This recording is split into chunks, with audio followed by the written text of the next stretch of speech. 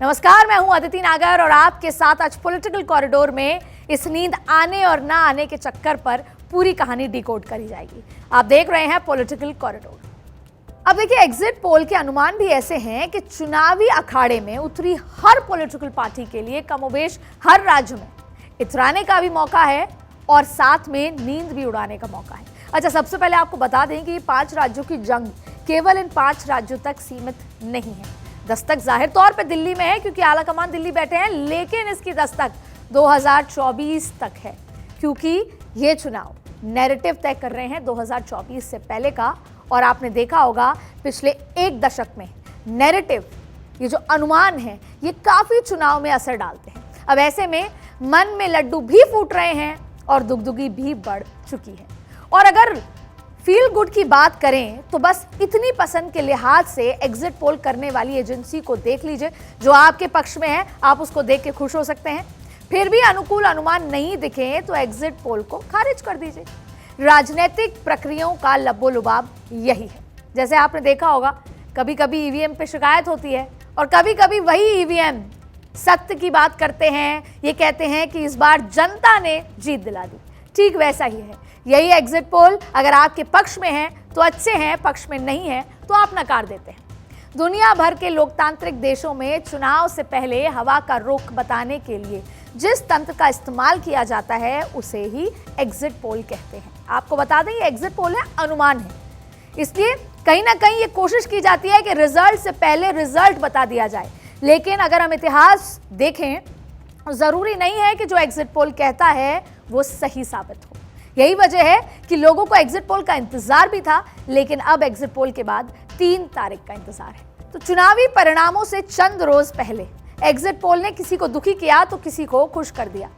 और देखिए, पहली दफा ऐसा देखा जा रहा है कि एग्जिट पोल ही एग्जिट पोल के खिलाफ खड़े नजर आए।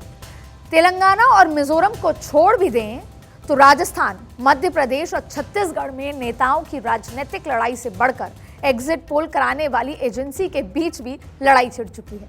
और इस एग्जिट पोल से नेता भी कश्मकश में हैं कि एग्जिट पोल के बाद खुशी मनाएं या दुख हो जाएं, या एक बार फिर आंकड़ों को गिने, एक बार फिर अपनी जो निजी एजेंसियां हैं उनको एक बार वापस से कहा जाए कि एक बार जाइए, चक्कर लगा के आइए। सबसे पहले आप चुनावी राज्यों में नेताओं को सुनिए, वो क्या कहने लगे हैं एग्जिट पोल के बाद। उसके बाद समझने की कोशिश कीजिए कि एग्जिट पोल से क्या असर पड़ा है। देखिए, एग्जिट पोल कुछ भी आए, सरकार कांग्रेस की बनेगी राजस्थान के अंदर। 5 राज्यों में बीजेपी कहीं नहीं आ रही है। 5 राज्यों में मुझे लगता है बीजेपी कहीं जीत नहीं रही है। प्रधानमंत्री श्रीमान नरेंद्र मोदी जी जन जन के मन में है। उनका स्नेह सदैव मध्य प्रदेश को मिलता रहा है। भारतीय जनता पार्टी फिर शानदार बहुमत प्राप्त करने जा रही है। अभी 6-7 सर्वे हुए हैं, किसी के आंकड़े मिलते जुलते नहीं है, है ना। और ये है कि हमने लक्ष्य 75 पार का रखा था, हम उसी के आसपास रहेंगे। अब आगे बढ़ें, लेकिन उससे पहले आपको वो एग्जिट पोल के नंबर्स भी बता देते हैं जिसके चलते आज नेताओं की नींद गायब रहना तय है।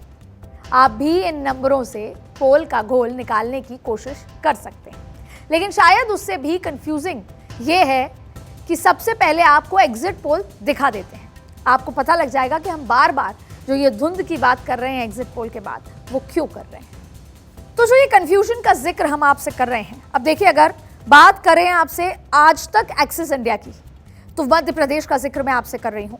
आज तक axis India Bharatiya Janata party को 140 से 162 दिखा रहा है, तो वहीं दैनिक भास्कर 95 से 115 दिखा रहा है। आपको बता दें कि मध्य प्रदेश में 230 सीटों पर चुनाव हुआ था। ऐसे में अगर इंडिया टीवी CNX 140 से 150-55 से ज्यादा दिखा रहा है, तो वहीं ABP 94 से 114 यानी 114 के बीच दिखा रहा है। तो जो हम बात कर रहे हैं कि एक एग्जिट पोल दूसरे के सामने जाके खड़ा होता है, तो ये एग्जिट पोल यही दावा कर रहे हैं और अलग अलग बातें कर रहे हैं। और यही वजह है कि हम बार बार ये कह रहे हैं कि कंफ्यूजन की स्थिति है और आज की रात नेता सो नहीं पाएगा। अब अगर बात आपसे करें छत्तीसगढ़ की, तो छत्तीसगढ़ में ज़्यादातर जो एग्जिट पोल्स हैं उन्होंने कांग्रेस की बढ़त बताई है, लेकिन उसके बावजूद भी आंकड़ों में फर्क काफ़ी ज़्यादा देखने को मिला है।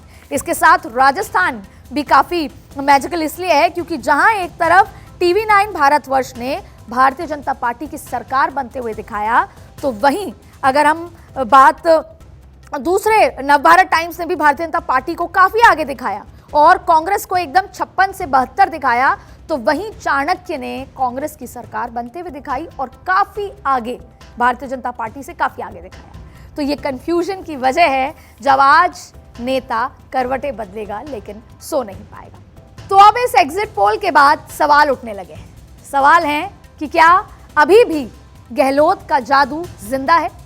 क्या रण में महारानी है तो कहानी अभी महारानी की बाकी है?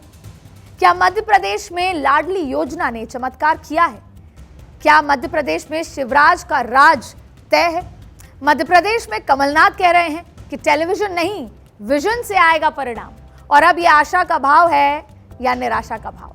जेपी नड्डा का विनर इमेज क्रिएट होगा या नहीं, क्योंकि इससे पहले हिमाचल चुनाव भी हो चुके हैं और कर्नाटक चुनाव भी। ऐसे में इन 5 राज्यों के बाद जेपी नड्डा का ग्राफ कहां जाएगा?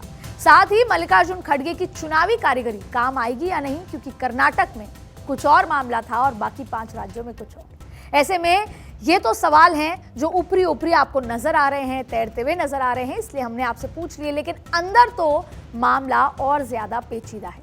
जहां किसी को कुछ समझ नहीं आ रहा वह मामला फंसा हुआ है। लड़ाई कांटे की टक्कर की है और सही मायने में कांटे की टक्कर कहकर काम चलाया जा रहा है।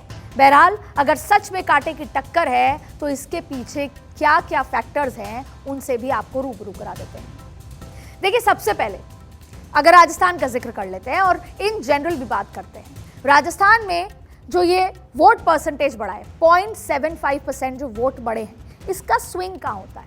सबसे महत्वपूर्ण बात, पूरे जो 5 राज्यों के चुनाव में महिला वोटर्स किस तरफ जाती है, वो एक बहुत बड़ा फैक्टर है।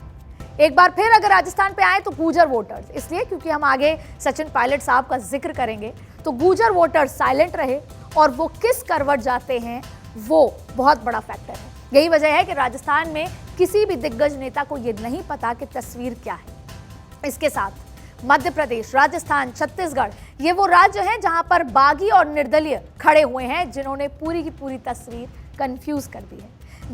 क्योंकि जब हम जमीन पर गए और जब सारे जो सेफोलॉजिस्ट हैं और तमाम जो दिग्गज हैं जो खुद को एक्सपीरियंस बताते हैं, वो भी इन बागी, जहां पर 1 नहीं, 2 नहीं, 3 नहीं बागी खड़े हुए हैं, बीजेपी कांग्रेस के साथ 3-3 बागी जहां खड़े हैं, वहां की तस्वीर कोई भी पूरी तरीके से नहीं समझ पाया है। ऐसे में ये बागी और निर्दलीय बहुत बड़ा फैक्टर है पूरे चुनाव में, जिन्होंने पूरी दशा और दिशा इस चुनाव की बिगाड़ दी है। और सबसे बड़ी बात है सरकारी कर्मचारी। आपको याद होगा कि कांग्रेस ने ओपीएस स्कीम को लेकर हर जगह चुनाव प्रचार किया। राजस्थान से निकली ये स्कीम, कर्नाटक और हिमाचल में भी इसका प्रचार हुआ था और उसके नतीजे आपके सामने हैं।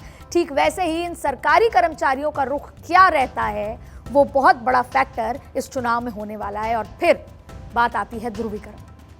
आपको जिक्र करते हैं तिजारा, राजस्थान का एक कॉन्स्टिट्यूएंसी है जहां पर विधानसभा है, जहां पर बाबा बालकनाथ को खड़ा किया। ऐसे कई जगह हैं जहां पर हिंदू मुस्लिम का चुनाव हुआ, वहां ध्रुवीकरण एक बड़ा फैक्टर होगा।